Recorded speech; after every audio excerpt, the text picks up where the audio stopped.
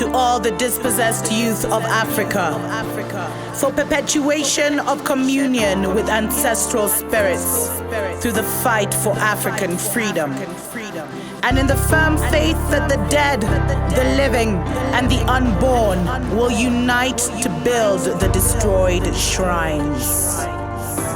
Selah. Hello and welcome, beloveds, to another episode of Wake Up Africa. My name is Dr. Mumbi Saraki. How you doing? How's everything going? I really do pray that you are well in all your ways and that you're moving into living life truly on your own terms, beloveds, in your own rhythm, in your own story, because it's giving energy to the Babylon system right now is only to the detriment of yourself and your family. A lot of people have contacted me, ironically, about all, the elephants from the divided kingdom, about some elephants that are going to be moved from a zoo in Kent where they've lived in captivity all their lives, and they're going to just be released into the wild in Africa. I did cover more of the nitty-gritty of that news on our original channel, Dr. Mumbi Show, so you can check it out. But what are the spiritual implications of this? This is not a good thing, beloveds, because we can see, we're in the age of genetic modification. And someone emailed me the other day and they were like, part of the reason that Babylon got us is because they got the animals. And then they separated us from our animals when we were one with the animals. And maybe that's something I'll talk about in a future episode.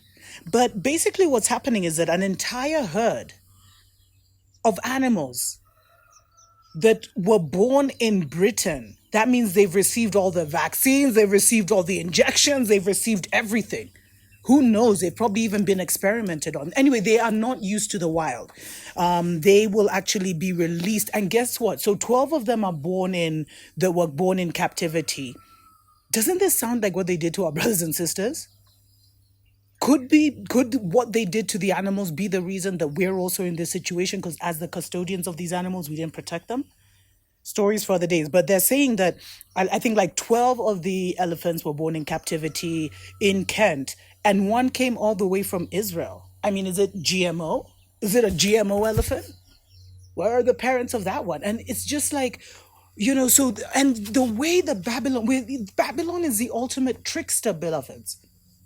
And the way Babylon will always make you feel like whatever they're proposing is the best idea. Everything is a marketing gimmick for Babylon. They'll always make you feel like you're doing the best thing ever. And, oh my God, we're rewilding. Rewilding aims to restore ecosystems to a natural state and often involves reintroducing animals in captivity back to nature. But what did you do to those animals while they were in captivity? Is the Kenya Wildlife Service going to investigate what those animals are carrying? Are they going to check if they match the DNA of the elephants in the wild?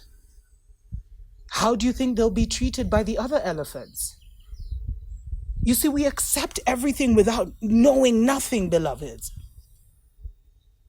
And they're like, this is an incredible world first. Remember, see how they're doing so many world firsts? But it's not something we should celebrate. I'm all about releasing animals into the wild, releasing the elephants into the, from captivity, etc., etc. But this is totally out of our hands. The Kenyan scientists should have been involved like for a year. They should have been doing research on these elephants.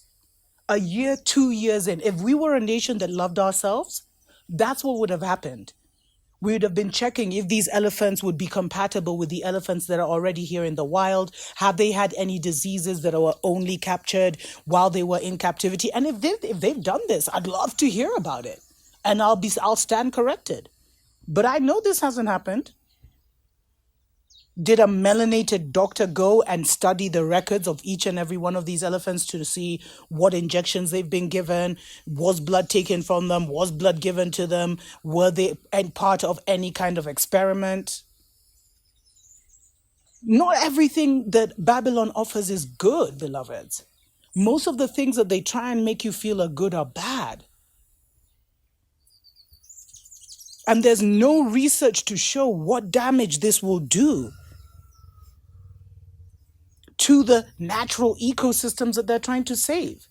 Because they didn't just have those elephants there, and to keep an elephant in captivity, who knows what they've gone through?